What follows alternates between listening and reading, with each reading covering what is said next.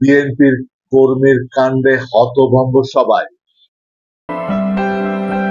পীর গোপালপুর গ্রাম থেকে ১৬ piece cocktail সহ রাজ্জাক মোল্লা নামের এক বিএনপি কর্মীকে আটক করেছে যৌথ বাহিনী। রাত ৩টার দিকে নিজ বাড়ি থেকে তাকে আটক করা হয়।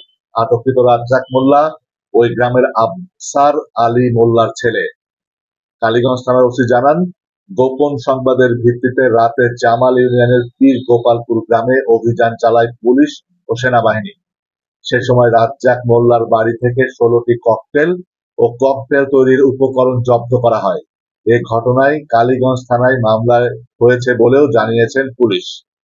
এ ব্যাপারে কালীগঞ্জ উপজেলা জামাল ইউনিয়নের সাবেক সাধারণ সম্পাদক বলেন, আটককৃত রাজ্জাক মোল্লা কালীগঞ্জ উপজেলা ছাত্র দলের যুগ্ম আহ্বায়ক আবু তাহেরের পিতা এবং বিএনপির একজন সক্রিয় কর্মী।